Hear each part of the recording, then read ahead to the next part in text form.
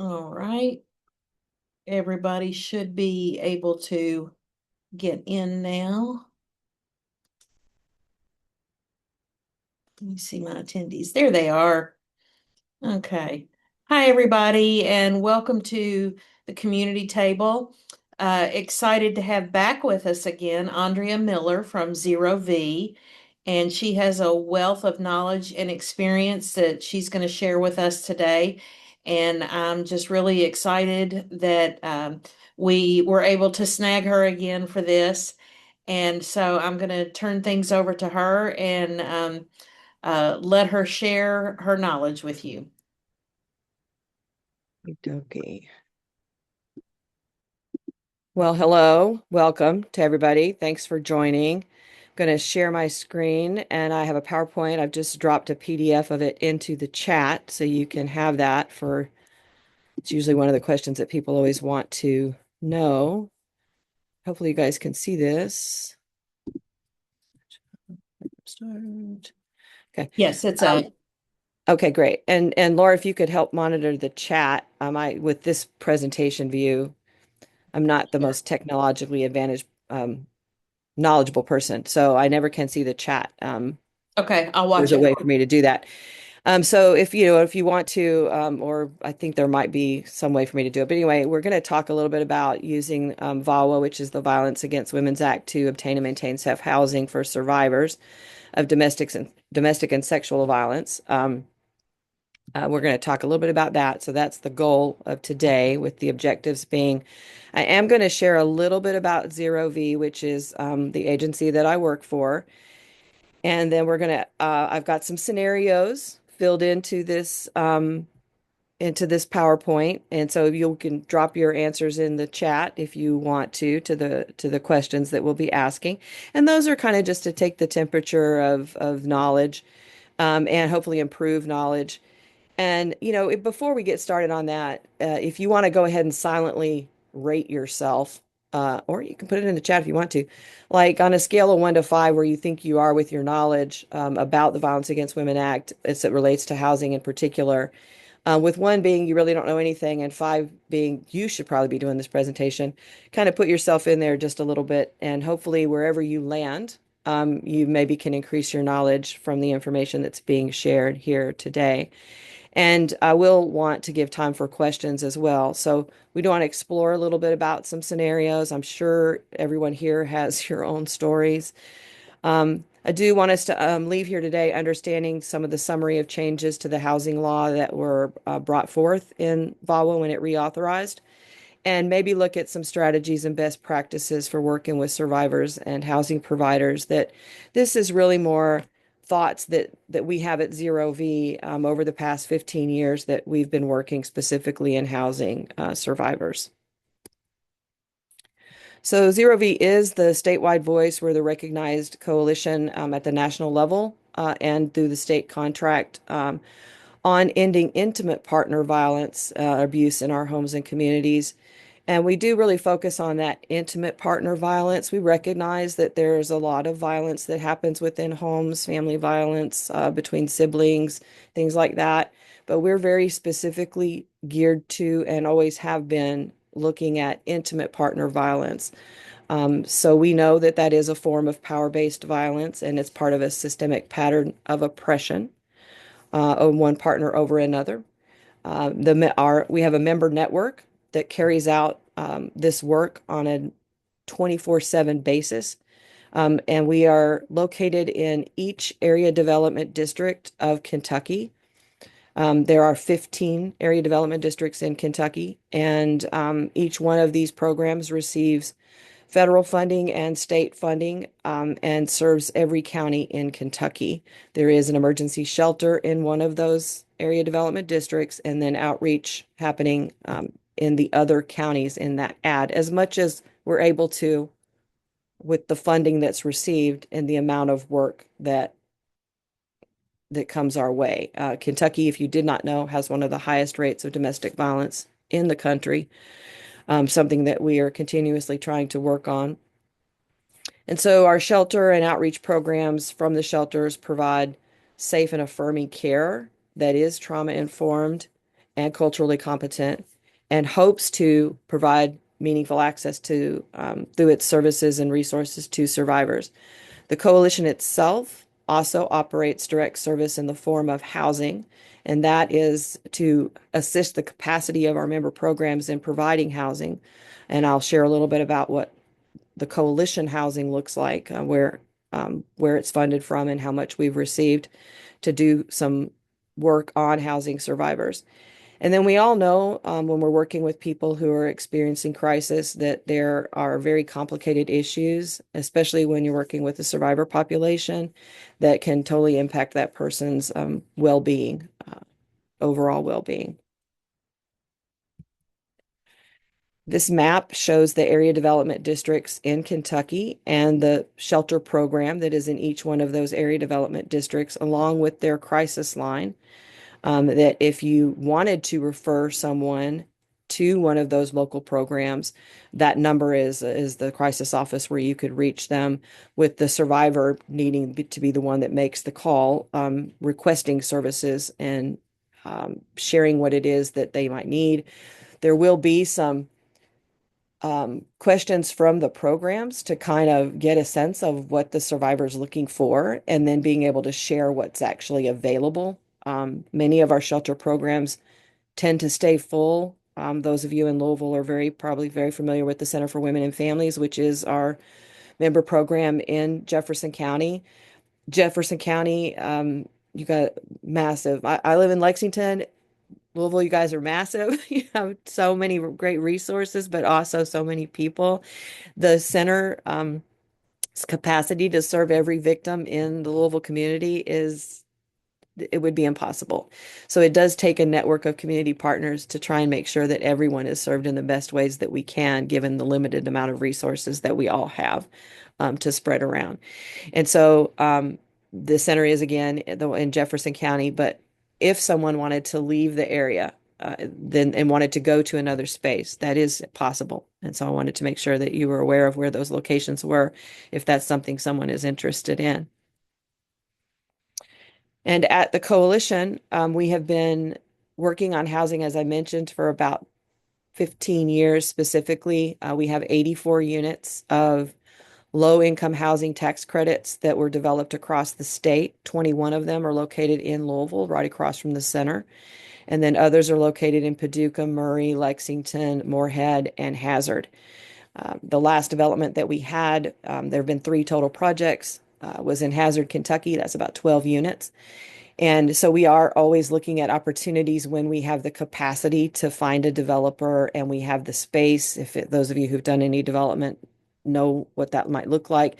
It's very complex. But building units, it adds to the housing stock in our state, which, as you all know, also is under, we don't have enough affordable housing, bottom line, anywhere in Kentucky. And so trying to develop those units, and there's been some really great development happening in Louisville, I know, but still it's probably not enough affordable development to meet the need, and that's true across the state. So adding to it or trying to do it is one way to help. So we've been part of that. These units are dedicated to survivors of intimate partner violence and their children. And then at the coalition, we also fund some housing grants that we operate out of the coalition. Our very first one was Home TBRA, which it can be used in certain areas of Kentucky, unfortunately not in Louisville, but we can use it everywhere except Louisville, Lexington, the city of Owensboro, and some little towns up in northern Kentucky. And that is one of our grants that doesn't require coordinated entry, but it is a necessary, we believe it's a great addition to our overall housing portfolio. It's fairly small. We usually house about 35 families with that grant. They run in 2-year cycles, and we tend to apply for them every couple of years, and we've been fortunate enough to get them. But of course, we never know what's going to happen with this funding, as everybody knows that story as well. One of the next grants that we wrote was we were a sub recipient under the Balance of State COC for what we called a COC Rapid Rehousing Grant. That funding amount right now is about $407,000, and it serves the balance of state. Oopsie. We also have two actual DV bonus rapid rehousing grants in the balance of state. The number amounts are listed there. We're actively enrolling in one of them. The other is already at capacity. And I failed to mention that our other COC smallest grant is also about 3 households away from capacity. So we're actively enrolling in our other DV bonus grant. So if you do have survivors that want to relocate outside of Louisville and prioritize within the balance of state, there is a process for that. If we have capacity, and we're actively working with about 70 referrals right now, um, if they're victims of IPV, we would be able to pull them, assuming that they meet the criteria in terms of prioritization in the balance of state. And then in Louisville, we were so excited to be part of the Louisville COC with the first grant that we wrote a couple years ago. It was about 785,000. We expanded this year. We are actively enrolling in that grant now. It stayed at capacity for quite some time, and now when it doubled, we have capacity. So we are actively enrolling there and working with several partners. Love everybody up here. I say that because I'm again in the Lexington area. It feels like an up here, but it might be an over there. At any rate, we're very pleased to be part of the Louisville community and be able to help our program, the center, with capacity to serve survivors with rapid rehousing in the Louisville community.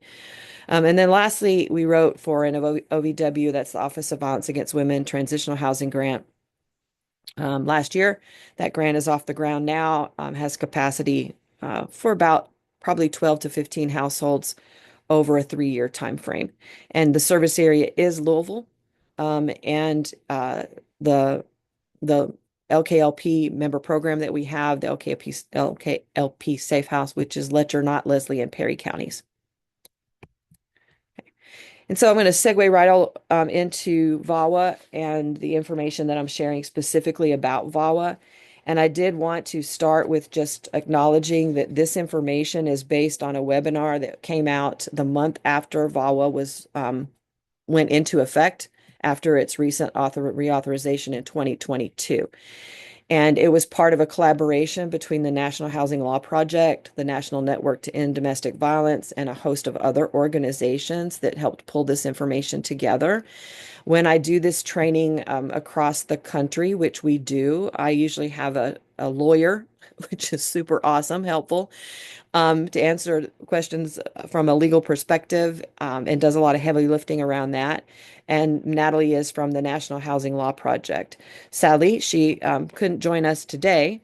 So they're super busy, but she does do a lot of the training across. We do this virtually and in person in different areas. And I will just say for the record that I do love doing this training in person because I get to see everybody's faces and it's much more interactive than what we can do virtually. So sorry, I can't see everybody's faces. And I do hope again that you gain enough information from this to increase your knowledge base.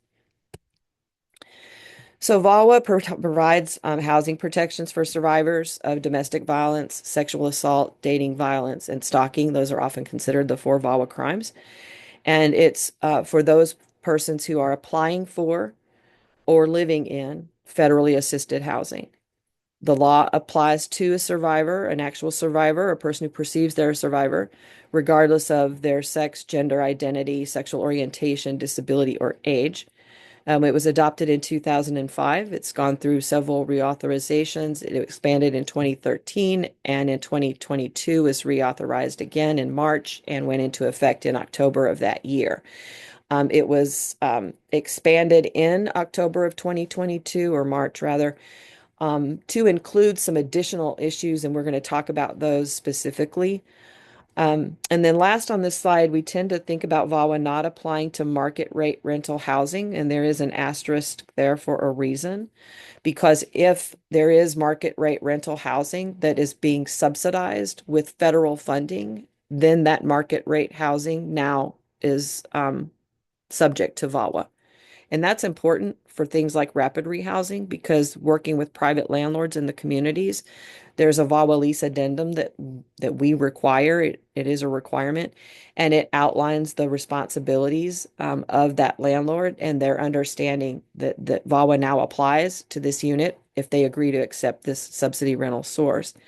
And I will say that we've only had in the years that we've been doing this work like one landlord that I can think of who refused to sign the lease addendum. So therefore, we were unable to subsidize that unit.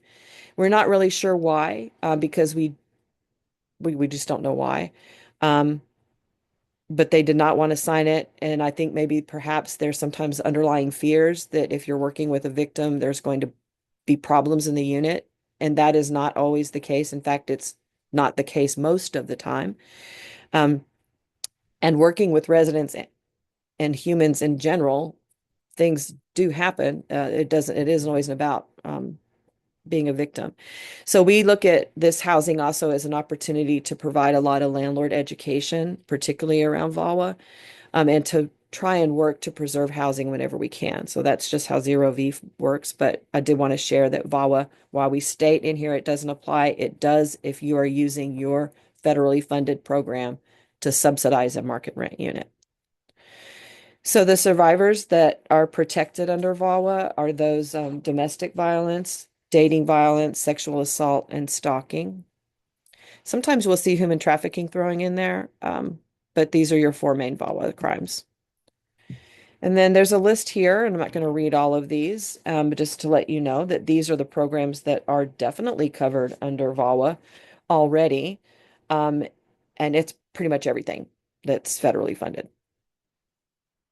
And I'll just give you a second to kind of glance through those, to see if any of them are you.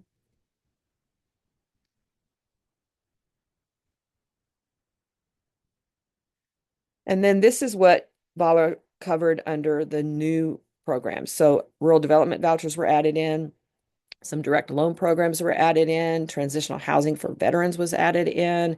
This is the whole list here. I'm not going to read all these again as well. But all of these were newly covered under 2022. And then this is the part where we talk about the asterisk, where it's any other federally funded housing program by means of the restricted rents or rental assistance or providing affordable housing opportunities through any kind of regulation notices or other means. That's the catch-all. And then I did want to add this little section here that HUD's Office of Fair Housing and Equal Opportunity is the place to go. Rural Housing has also a portal for filing VAWA complaints, but this is where we go if an individual wanted to file an actual complaint that we can't get resolved by, education, mediation, things like that, for filing, that HUD's office, FHEO handles that. And also, uh, the purpose behind this is it informs housing providers if you are accepting this money, then you are subject to investigation or the authority to investigate under the Fair Housing and Equal Opportunity Office. So I'm going to start a little bit with some survivors' rights. So survivors under VAWA can't be denied admission. They can't be evicted or have their assistance terminated because of violence committed against them. We say this is the law, but I will tell you, and you have probably seen this yourself, this happens all the time. We see this happen all the time. We see it happening. And usually, if we can see it happening, we have a chance to intervene. If it's already happened, we might be able to look at an appeal process by helping a survivor advocate and chat with that provider.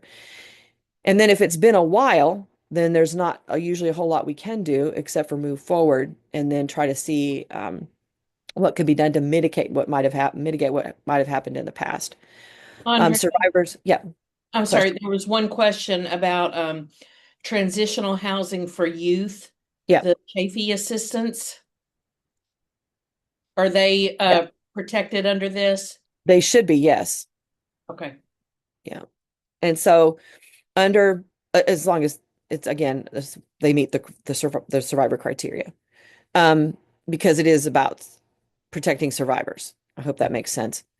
And we do know that a lot of youth, I think the last statistics I saw on that was that youth that were transitioning especially are very highly susceptible to being trafficked, especially sex trade, and or being involved in sex work. So under sexual assault, they should be protected as a survivor of Violence Against Women Act, which does include men too, by the way. Okay, so going back to this a little bit under survivors' rights, they do providers are required to give a notice of housing rights under VAWA at the intake, at termination, or if this person is being notified of eviction. And they should be notified of their VAWA housing rights. What I will say is that sometimes when people are dealing with the crises of what's going on with being victimized, they may not disclose victim status at that time. There's probably a lot going on. And so sometimes I'll use a really recent example of a person that I spoke to. And so we're working actively now to get her housing choice voucher restored. But she called and shared with me that she had been evicted by her landlord and then she lost her housing choice voucher. The housing choice voucher provider did give her, she didn't receive them, she said, but they had given her her rights under VAWA. But what had happened is her perpetrator had come into the unit and was threatening her. Law enforcement was called, and the perpetrator threw lighter fluid all over the unit, all over the police officers and the victim. If you don't get much more um, domestic violence than that, this was a partner of hers, a former boyfriend, and this person is now incarcerated. But at the same time, this woman is now homeless.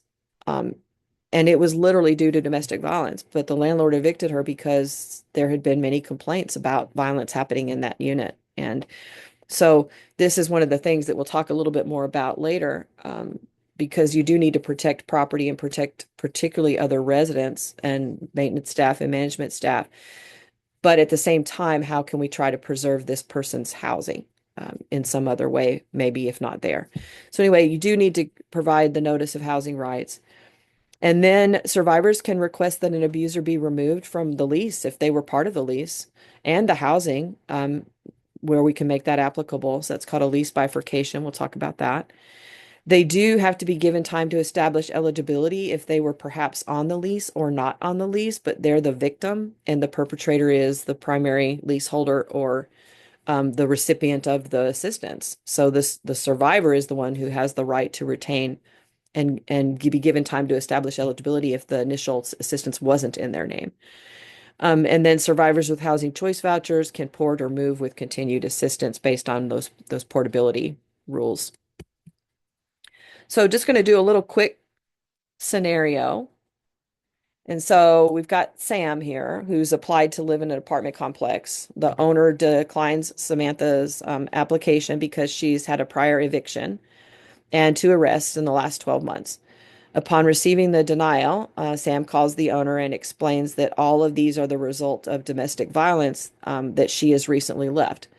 The owner tells her that he will not reconsider because he knows that she will get back together with her ex-partner as those in her situation typically do.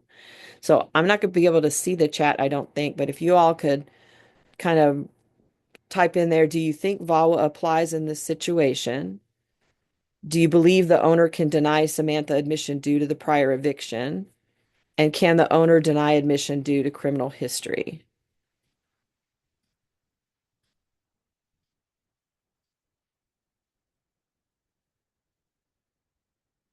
And then Laura, if you can help me see what people are saying, if anything.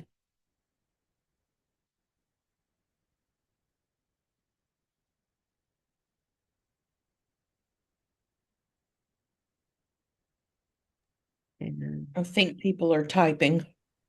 Give them a second. yeah, I need to adapt this to do one of those poll things. That would be a little bit easier, I would imagine. Yeah. Virtual. And I would tell you if we do this in person, I just make people get in groups and talk about it and then come back Yeah. and report out. So Okay. probably could do that one day. We should try that. We should send people Yeah. off to a chat room and bring them back. Yeah. Okay. Somebody said VAWA should apply and the landlord should not be able to deny her due to the prior eviction, domestic violence. Okay. VAWA applies, VAWA should apply. Okay. Yes. So you all are definitely on the right track. So VAWA does apply in this particular case with the information that's being shared with us. It falls under the admission or adverse factors section, which is part of VAWA. So that's the application process. So this person is, man, Sam, she's just now trying to apply and she's being denied. after she was denied for these things. We all know that this would happen. This is pretty normal, honestly. But she goes that step and explains that here's what happened. And so, because this is due to domestic violence, VAWA does apply. And if she can tie that criminal charges and that eviction to the domestic violence, that's what she's doing. That's what There's she's a saying. couple We of want to, questions about that, about yeah, way for there usually applicants are. to prove that VAWA would apply, and would they need to provide a police report? Yeah, so normally this is where an advocacy organization like the local program, we try to help people craft those responses. So they're not required to actually provide the proof of that, but sometimes that can go a long way if there is something. Like there could have been a police report that the person could use as proof, but it's not a requirement under VAWA that they provide that proof. So typically you want to take someone at what they're saying, but in the instance that, there might be a little questioning there. If we can gather evidence, even just maybe a certification from a local program or an advocate that could share that, yes, they're attesting that they're aware of this situation and that it is, in fact, true, then that can go a long way to kind of get past some of those barriers that we tend to see. Um, but it does have to tie to the domestic violence, and that is the point of VAWA, is that eviction and that criminal history needs to be tied to that what was happening with that domestic violence relationship. And so sometimes it's a little hard to get some of that documented. So as much as we can help people craft their story um, and share it that way, then that goes a long way with a lot of landlords. Okay. What happens if the landlord continues to deny? What are the next steps you would take to help? That's where you would file the VAWA complaint. So you would go to the Fair Housing and Equal Opportunity folks to say that you've been denied a housing opportunity due to in the admission process due to domestic violence, and then you would explain what happened, and then that situation would be investigated. And I know that it was a couple of weeks ago we had the Fair Housing Council folks on. Love them. I think I was looking for some. Yes, we did, but I was there, so I do remember it. And they are also a great partner. The Fair Housing Council of Kentucky is also a place to call from a local perspective, and they help with things as well. So I do believe that filing the complaint is where I would start, and then maybe checking with Fair Housing. The folks there again are really great partners to work with on other issues aside from this, but they will get involved. And we can come to any other questions, but if we've got the bulk of them, I'll move on. Are we good? I'm going to assume that's a yes. Okay, so this is the slide that references what we were talking about. So just taking the temperature a little bit, but you guys are there. So public housing authorities, landlords, and owners can't deny an applicant housing on the basis or as a direct result of an applicant having been a victim or survivor of domestic violence, dating violence, sexual assault, or stalking. It can't be based on those adverse factors that resulted from that abuse, like poor credit history or criminal history. That's what we were talking about with Sam as our example. And if that poor credit history or criminal history or other adverse factors directly result from that being a survivor, that's where they can't be denied if the survivor otherwise qualifies for the program. So let's do another little quick scenario. So we're going to talk about Tracy, and she lives in a low-income housing tax credit apartment and received a termination notice from her landlord after her partner Teresa took all of her money as part of a pattern of economic abuse. Tracy submits a HUD-VAWA certification to the property manager, which described the abuse and her lack of income to pay the rent. The manager demands a police report, saying that she can't take Tracy's word for it. The manager also notes that the abuse must be physical for VAWA to apply, and shared that in talking to other residents about the situation, no one saw anything. So, what do we think here? Can the property manager demand a police report? Does the abuse have to be physical for VAWA to apply? And can the property manager speak to other residents? So, chat thoughts.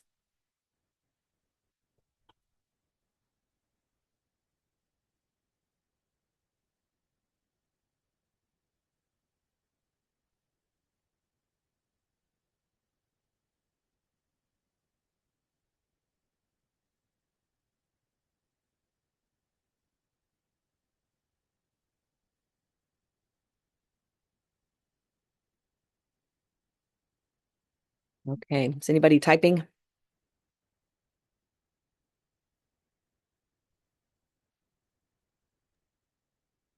All right, here we go.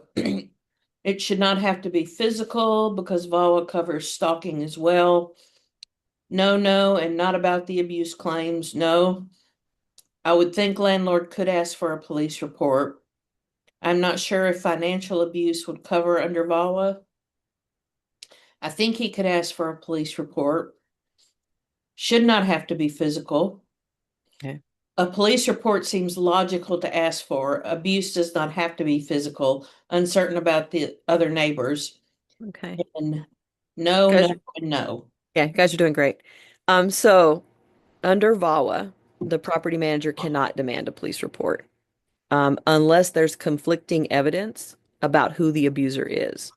So at that point in time, if both parties are asserting that they are the victim, then a landlord could ask for, say, a police report or some additional documentation. But in general, no, they cannot require a police report. And we will talk about the four forms of reporting that you're a victim later here. Again, just kind of taking the temperature right now. And then does the abuse have to be physical? No, it does not. Domestic violence, dating violence, they cover a lot more than just physical abuse, and economic abuse or financial abuse was added in 2022. So that's one of the new things that was brought in, recognizing that financial abuse is often a way to control victims. Um, and so financial abuse was added in as an eligible, as well as technology abuse. Those were two that were added in. And then can the property manager speak with other residents about this situation? Absolutely not.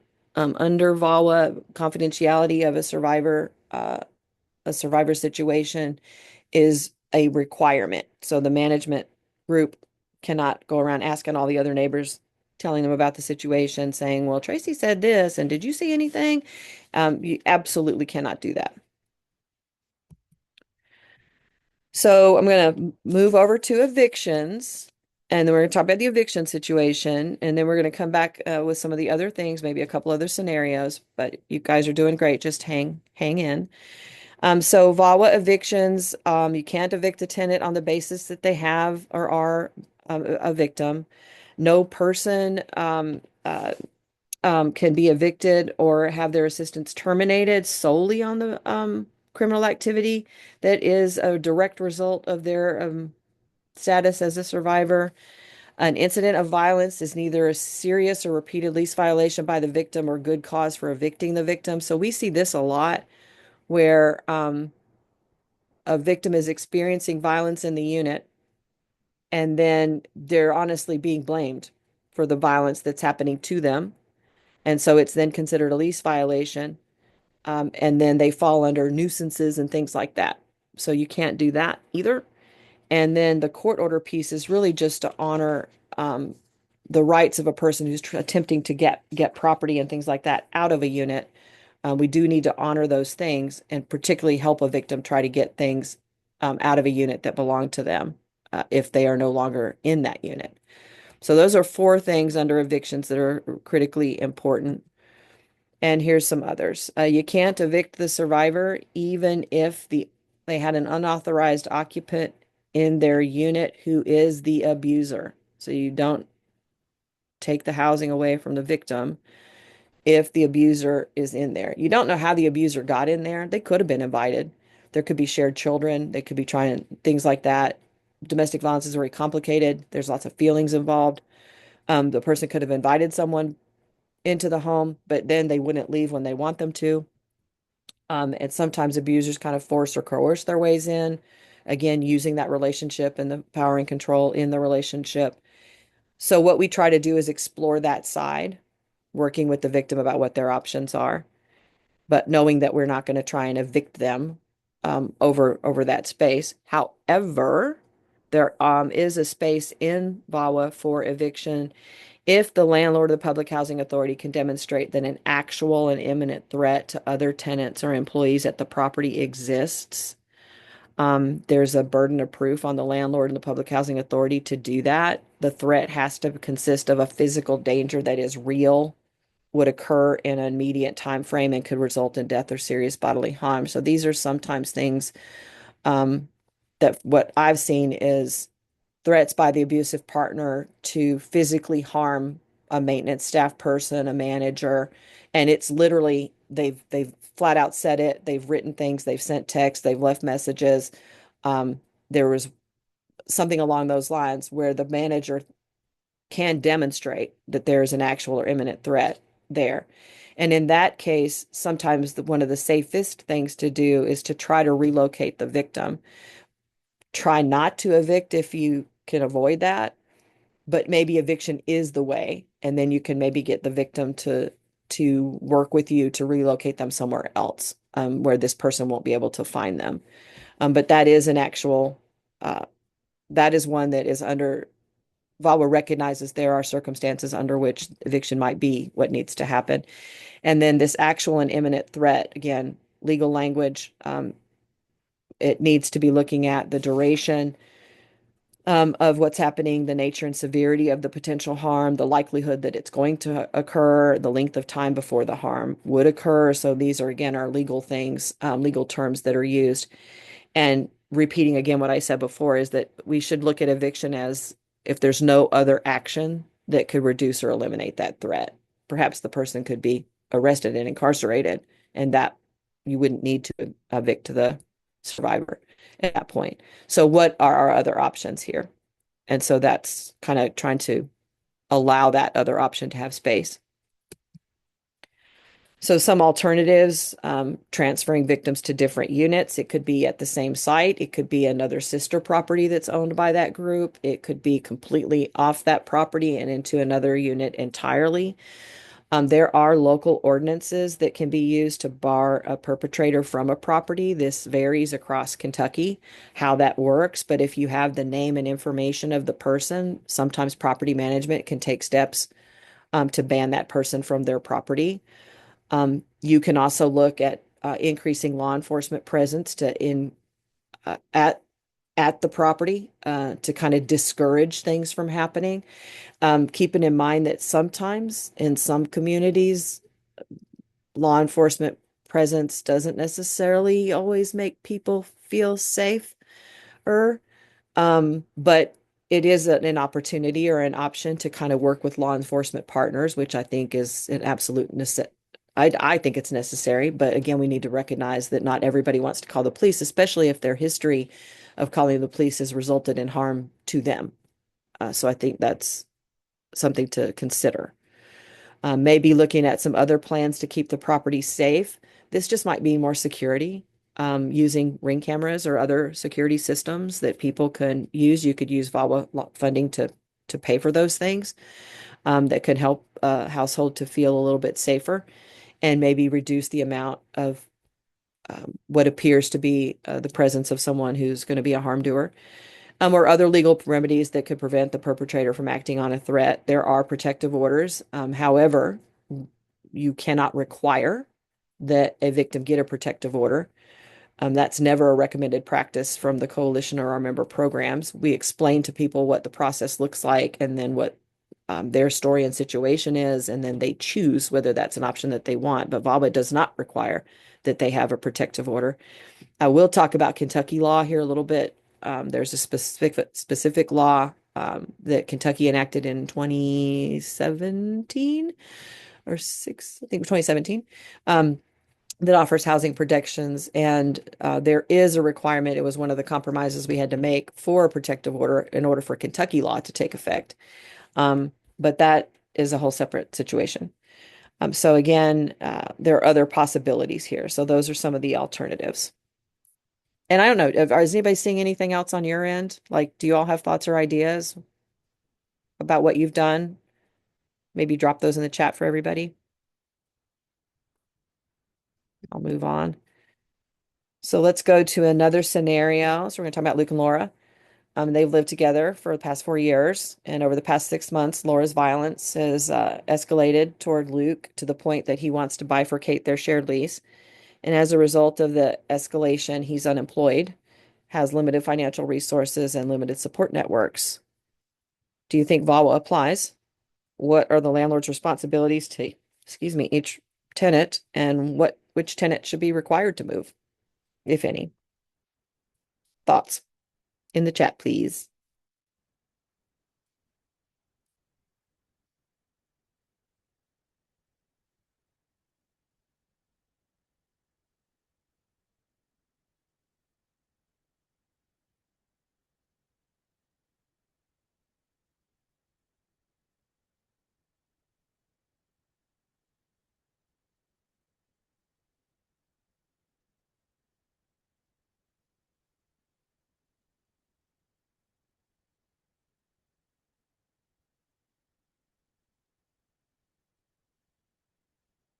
You getting anything yet?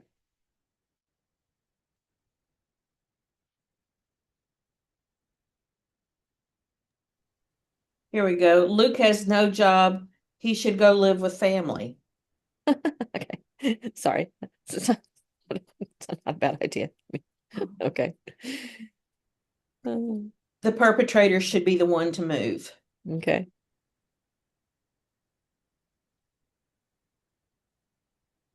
Okay. So I Oh, here, might have talked.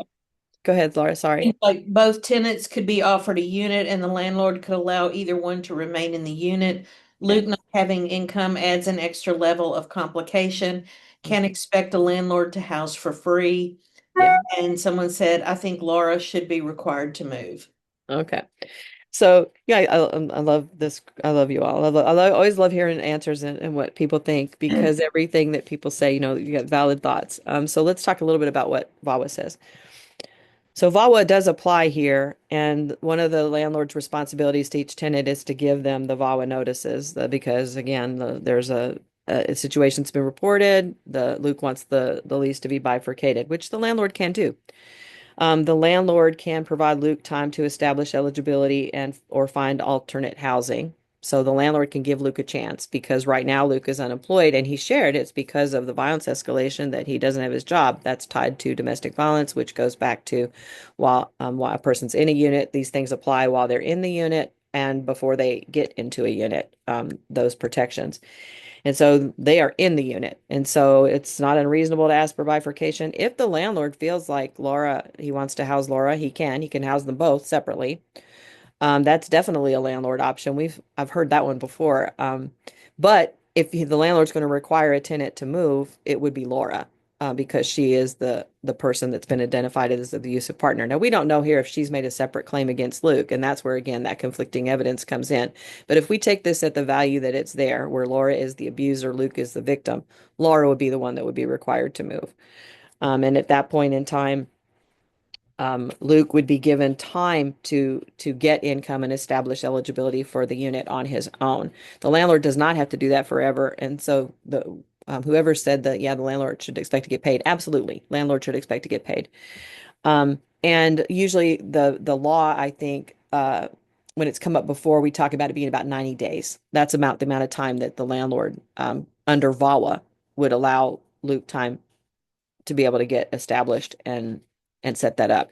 And probably somebody's going to ask me, and I would have to look this up, ask me about the back rent there, then what would happen. And I'm gonna have to reach out on that. But my understanding is for that period of time that Luke is establishing eligibility, that is on hold, which does seem a bit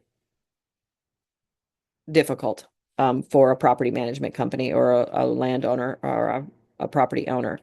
Um, but the law does allow for Luke to have the time to be able to be established. And yes, if Luke wanted to go live with his family, he could do that too. Whoever said that, yeah, he could probably do that if he wanted and that was available. However, it says here he has limited support networks. So I'm going to assume that that wasn't an option in this particular case. Okay. So just to give a little bit more information on lease bifurcations, you can split the lease, evict the abuser, allow the victim to stay. Sometimes you can give the notice for the abuser to leave, and they will leave without an actual eviction having to happen. But sometimes eviction is what is needed to happen, and that does have to go under the local law process for eviction. If the individual who's evicted is the sole tenant eligible to receive the assistance, the provider has to provide the remaining tenant, in this case, that would have been Luke, 90 days or until the lease expiration, with a possible extension, that's in the law, to move or establish eligibility.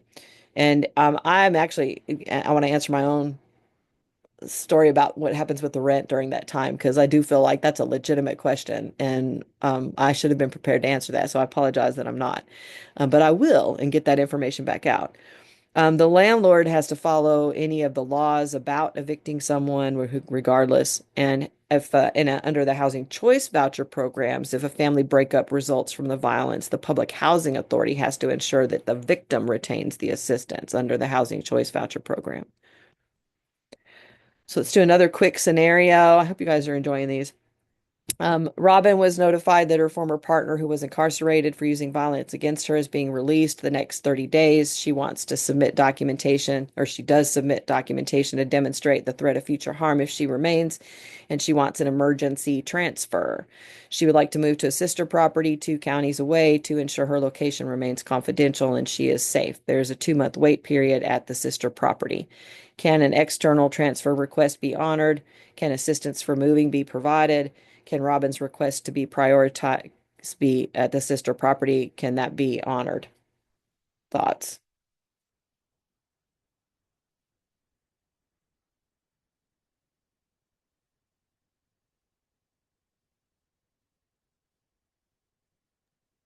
They're getting more complicated. Isn't life that way?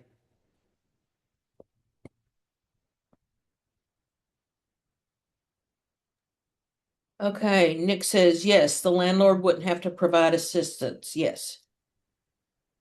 Okay.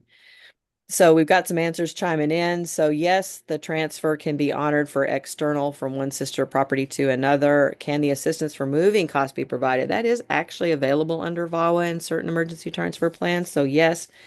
And then her request to be prioritized, yes, under VAWA, an emergency transfer plan, which every person that's operating housing in this way should have an emergency transfer plan. Like COCs need to have emergency transfer plans, what they look like. So it requires prioritization on the wait list within her income group at that sister property. So she would actually, because it's emergency transfer, which should be happening in no less than 90 days, but hope best case is always 30.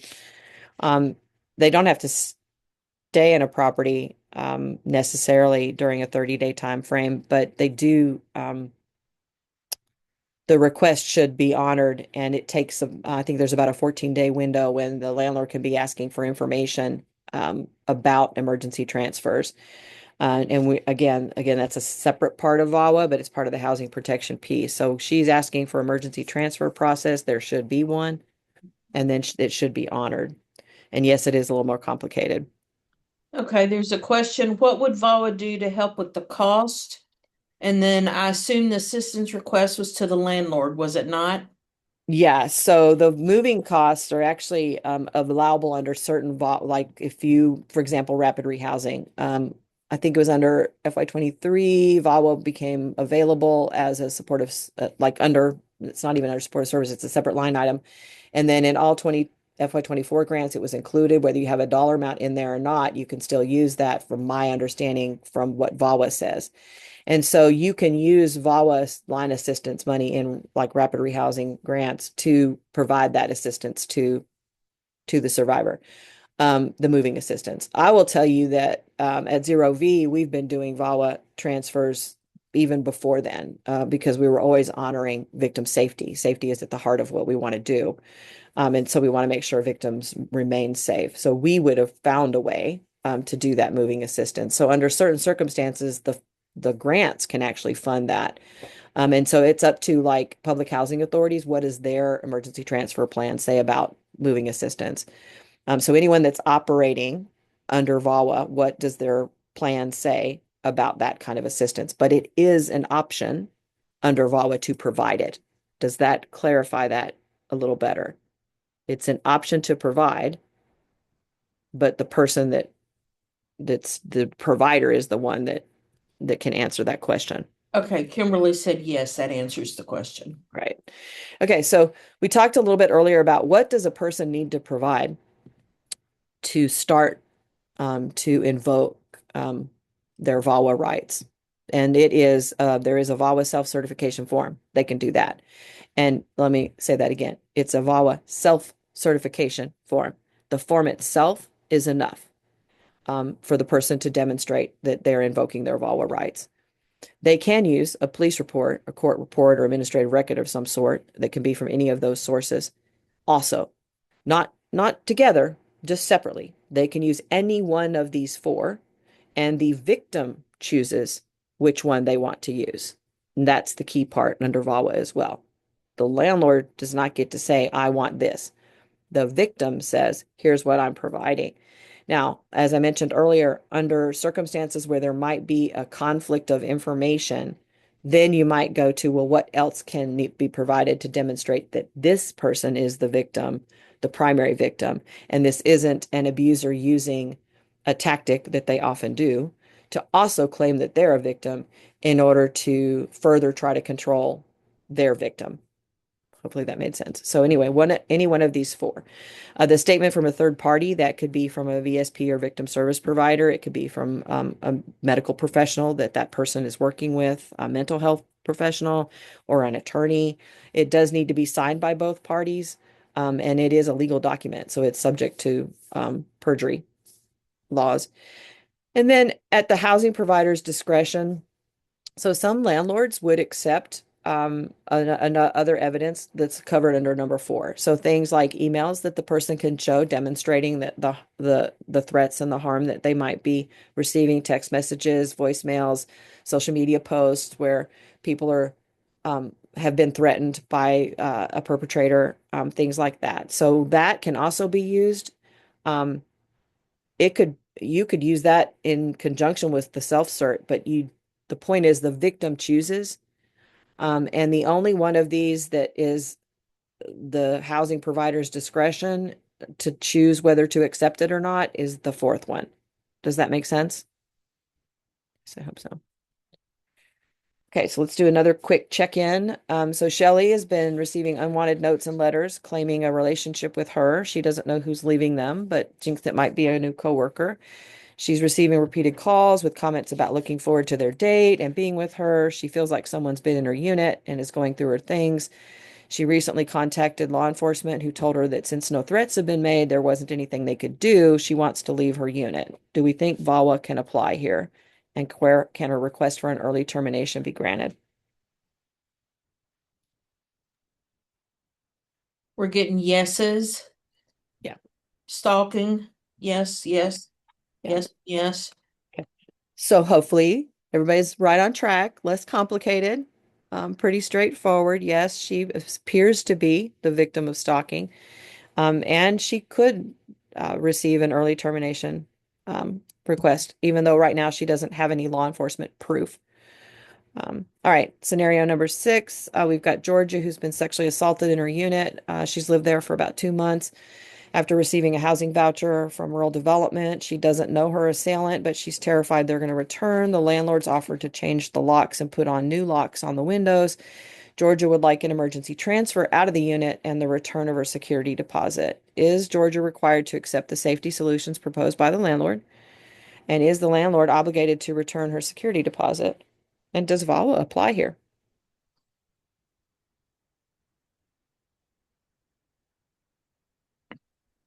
Getting some no's and some I'm not sure's.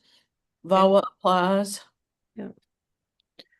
So VAWA applies because she's been sexually assaulted, and it's been within the last in the 90-day window of time in that particular unit. So VAWA applies in that particular case.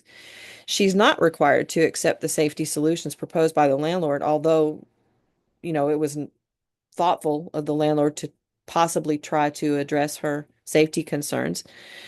So she's not required to accept that though, and the landlord would be able, should allow her exit from the unit. That's what her choice. But he's not required to return her security deposit. So VAWA does not protect security deposits.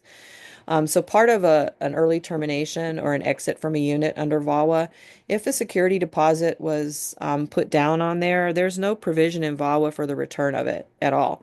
I will tell you that we've had landlords when a resident hasn't been in a unit very long and we need to relocate them for a safety reason and we've paid a pretty significant deposit. Sometimes landlords will just give it back and they'll just say, "Hey, there's no damage here. We're not keeping this." They have the right to, and it's written into our plans and our process that they can keep it as I'm just going to use the word token there. But we would also try to maybe put someone else in that unit if the landlord was willing, so that we can preserve a landlord relationship. But the landlord's not required to return security deposits. Sometimes they will, but they're not required to. Okay, I know we're going to run up on time, so I want to kind of push through a little bit. I'm going to go back to those emergency transfers because we did talk about that with one of our scenarios. And so everybody who's a provider has to have an emergency transfer plan that allows for that transferring of units internally or externally that's safe as defined by the tenant. And you can use the forms that HUD provides or that rural development provides. It has the same documentation requirements for emergency transfers as it does that I just went over. So that is using the self-cert form, using police or other um, forms of verification, um, using statement, the witness, like an advocate statement. It has those same documentation requirements to demonstrate that you're invoking VAWA. Emergency transfers can sometimes cover moving costs as well. They can offer an admission preference, so that's bumping you up on the list. This is where partnerships are really helpful. And then we talked about transfers with Section 8 as well already. We did chat a teeny bit about confidentiality and that information that's submitted by a survivor has to be maintained in strict confidence, and that housing providers can't allow anyone administering assistance or employees to have access to that information unless they are explicitly authorized. And then it's not going to be entered into a shared database or disclosed to others except if it's requested or consented to in writing by the survivor in a time-limited release, or it's required for use in eviction or termination hearing, or it's otherwise required by law. So that confidentiality for survivor information is protected under VAWA. Andrea, Yes. Roshni is asking about the security deposit again. Yeah. Can you please repeat, landlords are not required to refund the security deposits for what reason? Breaking the lease or in general? Yeah, they're not required to return the security deposit if they grant an early termination to a victim who wants to leave because of their victim safety needs. So landlords aren't required to return that security deposit in those circumstances. Does that make sense?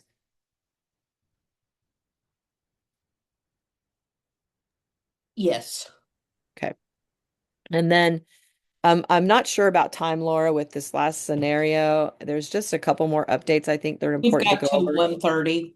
We're Okay. good. All right, we're good. Okay, good. I lost track of how long we were.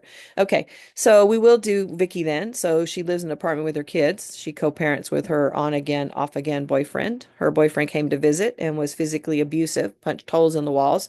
She called the police to report the abuse after he left. And this isn't the first time that the police have been involved in coming to her unit for these kinds of reasons. However, she did not seek a protective order against her boyfriend. She reported the incident to her landlord and requested for a change of locks. Does VAWA apply? Can the owner evict her for calling the police? Can she be evicted under a local nuisance ordinance? Can the owner charge Vicky for damage to the walls? And is the owner required to change the locks?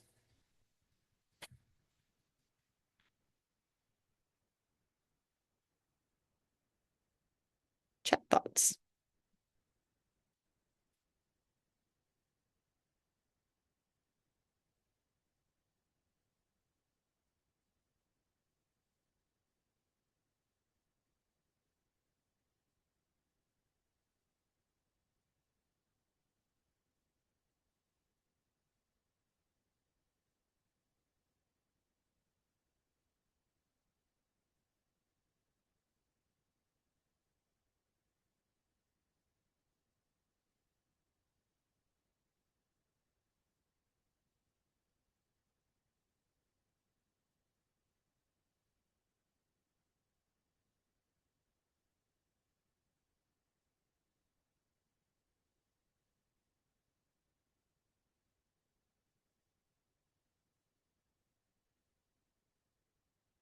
Okay, we got any thoughts coming through?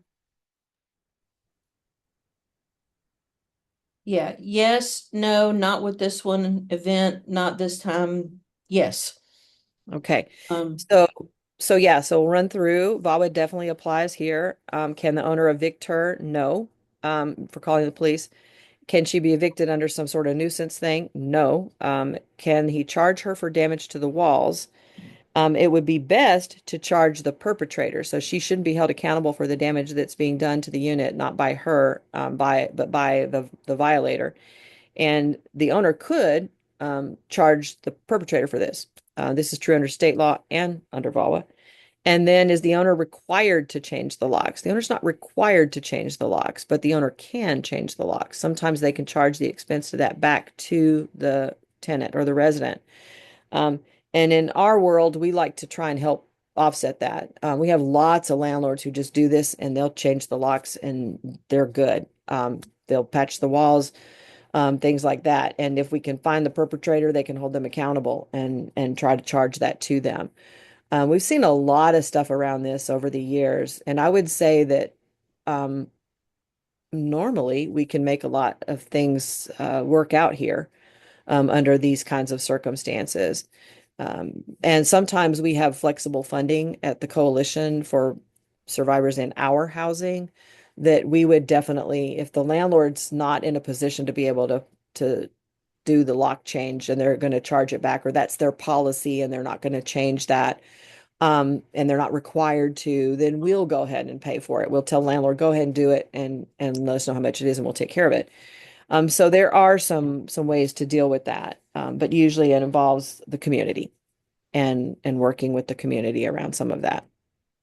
But we do see evictions for calling the police. And we see lease agreements sometimes that we'll have if there is police presence noted at the unit for more than like, I don't know, 3 times or something, that the person can be evicted. And if we were all in a big room together and I asked you to shout this out and I said to you, well, what does that tell someone who's experiencing violence in their unit? It tells them to not call the police. So that seems contraindicated, that you want to punish someone for trying to protect themselves, um, when that's what's happening. Okay, some more updates and highlights. We talked about a little of this already. There's the updated definition of domestic violence, that it's interpreting those existing regulations to address the evolving ways in which people cause harm through interpersonal violence, which is economic abuse and technological abuse. I mentioned those earlier. There's also protection from retaliation, intimidation, or interference, and it protects the residents and tenants from exercising their rights. That's talking about if you're in trouble and you need help, calling for help, and also for exercising your rights to that relate to VAWA. So landlords that then want to interfere with that process. And then the complaint process for enforcement, we mentioned that earlier, going through the fair housing and equal opportunity folks. You have the right to report the crime. I mentioned that one just a minute ago, and it supports the right of anyone to seek law enforcement or emergency help. It prevents or prohibits those nuisance laws and crime-free policies that impose penalties on people who are calling the police because they're not safe within a time frame or because they were involved in an activity as a result of being a victim. And then there is some block grant funding that has some additional obligations, and I am not a block grant recipient, so I'm not so familiar with those as I am the others. But you can't impose penalties, and folks with the block grant stuff are responsible for identifying and reporting some of those some issues that are coming up there. And then VAWA also provides for training and technical assistance. This is where the National Housing Law folks came in, where NADV comes in, where victim service providers come in, where our COC comes in. We can provide that training and technical assistance on VAWA, even if it's just to kind of troubleshoot through what our options are. Something that I like to do this. I like to walk through what are the possibilities um, to problem solve.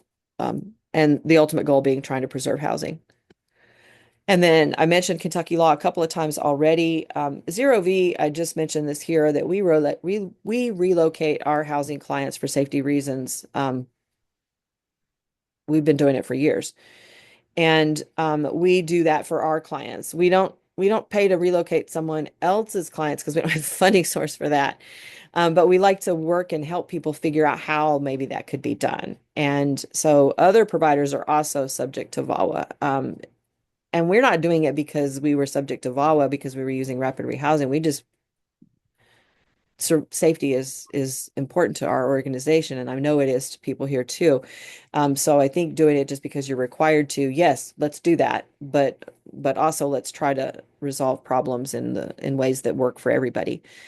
Um, and I do include landlord partners in on this. So VAWA and House Bill 309 do offer those protections and other victims that you might be working with. Protective orders are required for invoking the state law. So let's just say, for example, that the person was in a unit that's not subsidized by VAWA. It's not, VAWA does not cover that unit at all. It's not a subsidy issue.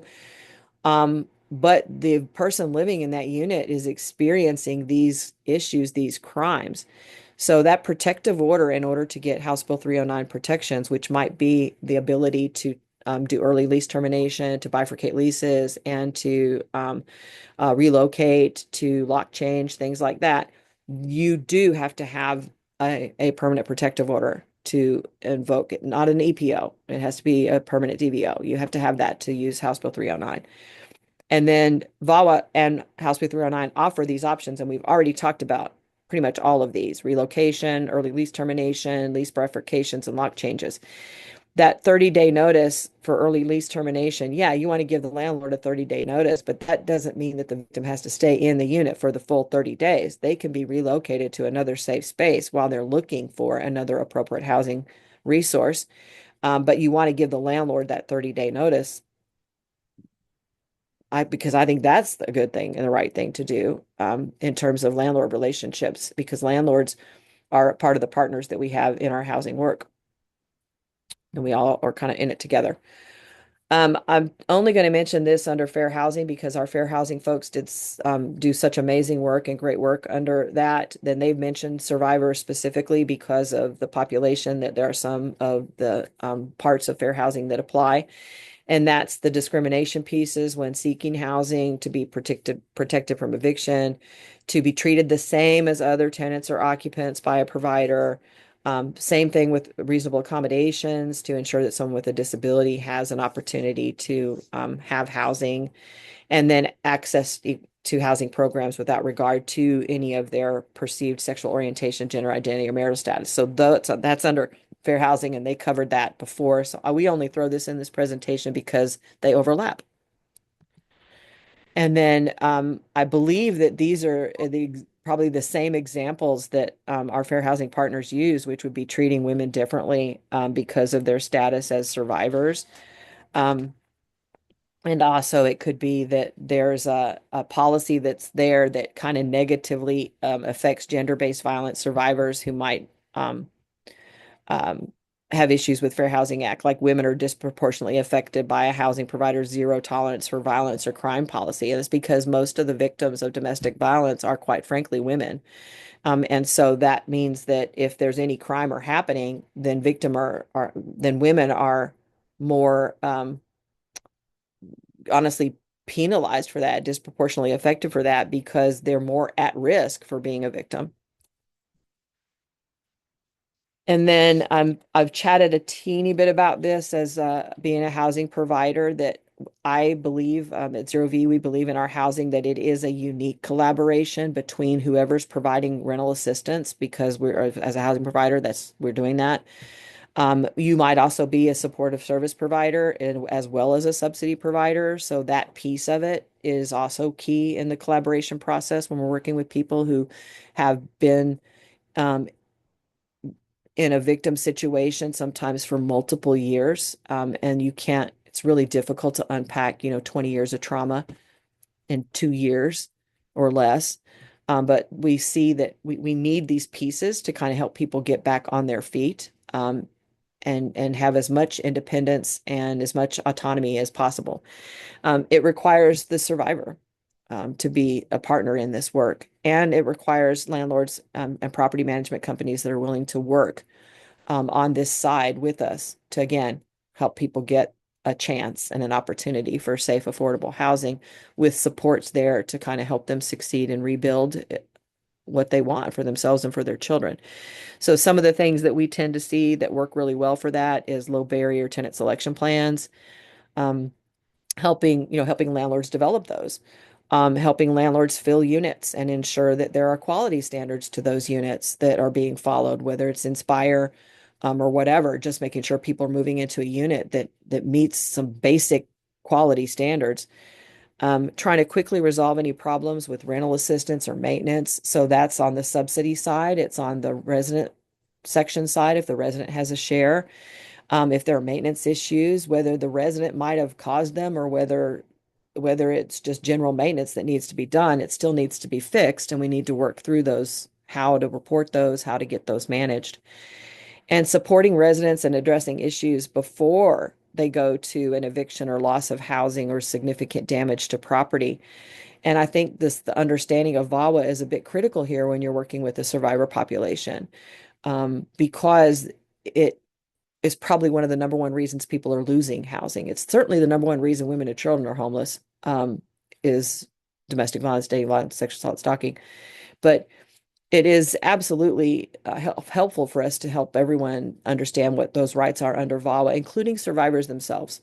Some of them, we had a victim one time who signed all the VAWA protections in the lease agreement, had to go into a shelter because of the significant abuse by her partner. She was an immigrant married to a U.S. citizen, so the shelter was really focusing on immigration issues. And because her perpetrator had burned her passport and all of her documents, and so they were focused on getting some of that back, trying to help her reestablish, and self-petition under VAWA, for her right to be here in this stay here in this country with her child that she had with this person. And she left the unit, didn't pay the rent. The perpetrator was still there in the unit, and she paid the rent for a couple of months while she was in shelter, and then stopped because she was given an opportunity for housing, which she took. And then next thing she knows, she gets a bill for the balance of what was not paid in that rent.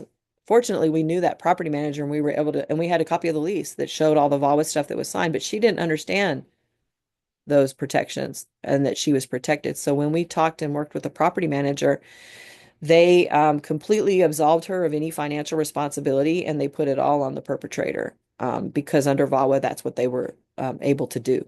And so I think that being able to understand VAWA and what can be done, and working with people who are willing to work with you to get those things done, is a way to, for this case, it helped this person's financial situation significantly, and their housing opportunities for the future. Because if anyone, you all know here, when people owe old housing debt, sometimes you can't get in to a new property at all.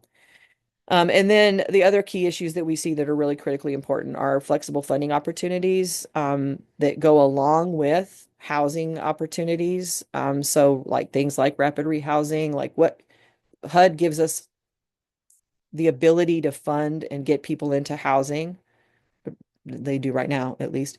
And but that isn't always enough, for some of the needs that people have, especially victims fleeing domestic violence when they've left everything behind. So some flexible funding is needed to kind of help someone rebuild. People working with street homeless, I know you all see this as well. People have nothing, and we put them into a unit. We can buy some things with our HUD grants to help them, but we can't buy other things with our HUD grants that they might need. And so we need other funding sources, communities, donations, faith-based, everybody working together to kind of work through those issues. So that's something, I know that everybody here is probably already pretty expert in working those partnerships. And then the housing opportunity, technical assistance piece, just touching a little bit on that. We always use any opportunity we have to talk to our landlords, especially our new landlords, about VAWA.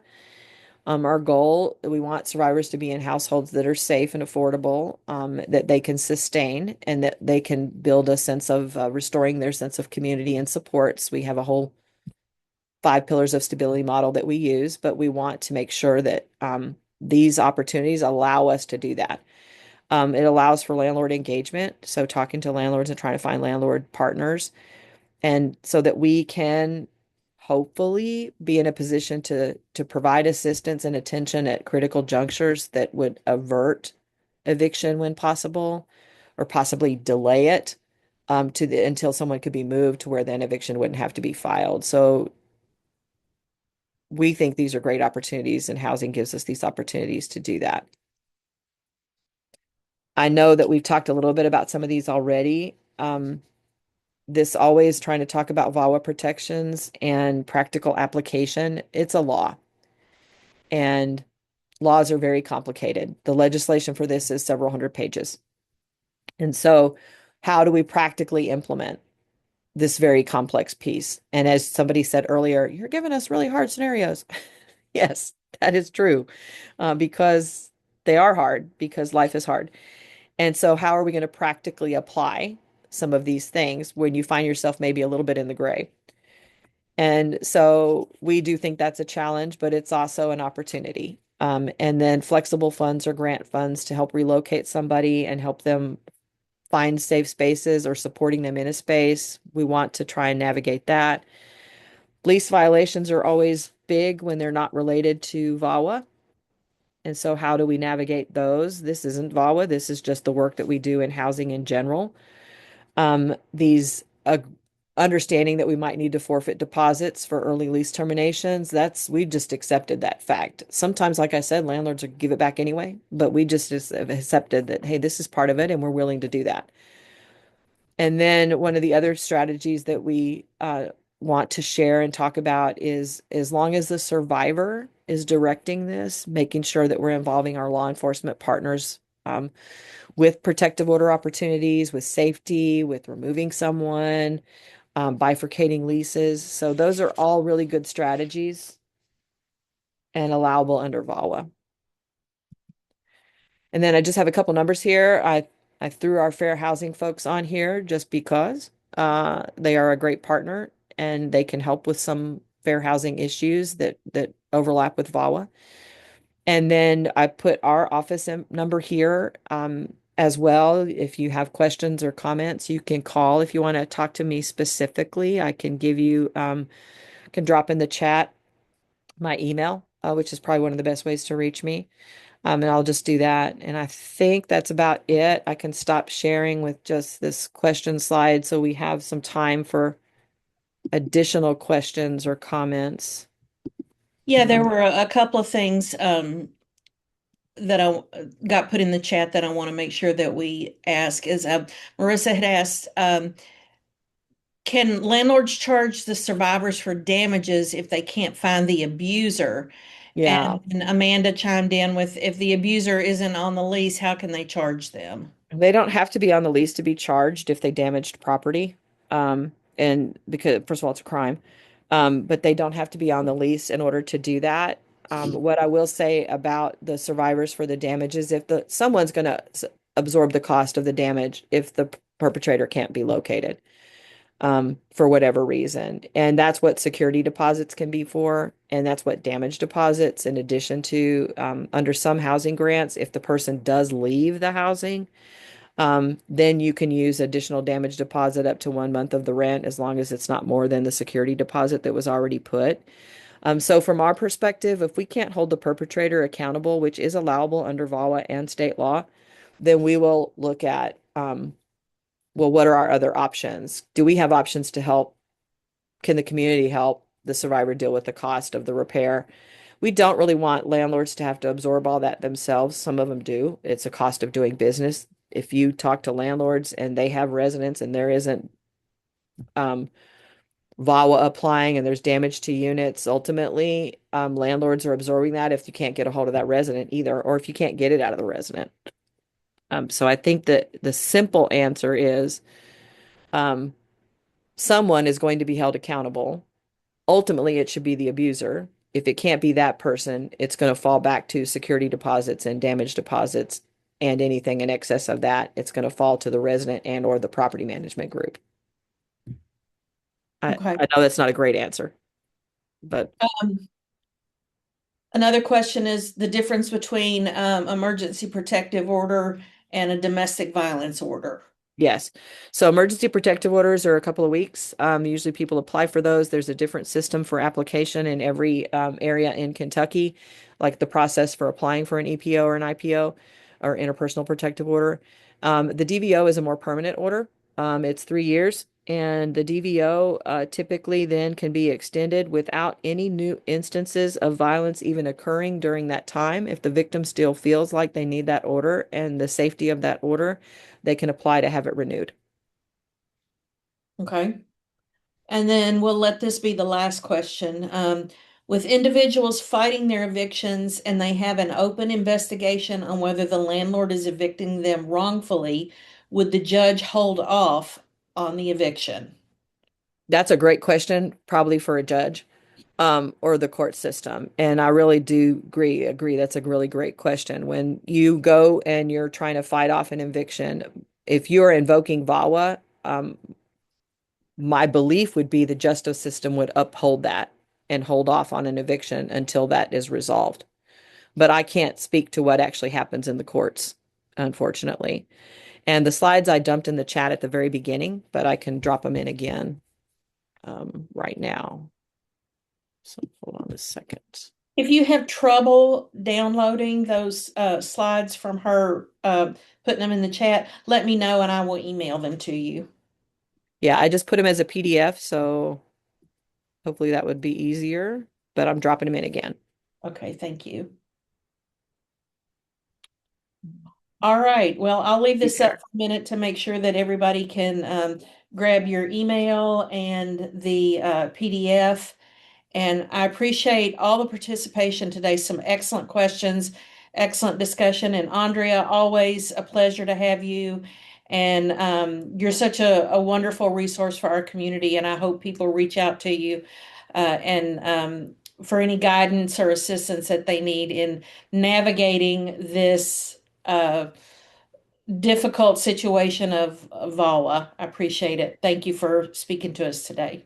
Yeah, and I think I saw a question come quick in Oh, yeah. someone. But yeah, so my email's there. Feel free to reach out to me by email. Thank you all for participating. I know it was a lot to ask you to answer a bunch of questions in chat, so I greatly appreciate you doing doing that. It is much more fun to do this in person. But yeah, so thank you for listening and thank you. Hopefully, if you rated yourself at the beginning, where I kind of asked you to rate yourself on where you thought your knowledge level was, hopefully you moved up a little bit at now that you re-rate yourself at the end. And Amber, who wants to ask a question about zero V vouchers, uh, I you can ask me or you can just send me an email. Uh, I don't want to, Laura, you tell me we got 6 minutes. Um, why don't we send it in an email? If you Okay. think it's So yeah, Amber, worth just drop. something for everybody else know, just email me and I'll send it out to everybody later. It might be specific to her situation. Not sure. But let's see, you got Andrea's email, amiller@zerov.org. Yes. Okay. All And right. then Kimberly's saying she doesn't see the slides. Did they not show up? I Yeah, sent them it's to showing up everyone. in mine. Okay. They are Carol, in the I'll chat. email it to you. Yeah, they are in the chat. So, okay. I'm sorry, Kimberly, but yeah, Laura said she's got you. She's gonna take care of you. Okay. So thank you all for your excellent questions. And then I had the note to myself to ask the one question, which I'll get an answer to. Laura, I'll send that to you, and then Okay. we can get that one resolved. And if there are others, I don't know if there's others in the chat or whatever. I'm happy to explore those if there are questions that we didn't answer that people have and I try to think get we've those got all answers the back out. ones. We got all the ones that were in the chat. Alrighty. Okay. Sounds great. Thank you all Appreciate you so much. all. Have a wonderful day. You too. Bye. Bye-bye.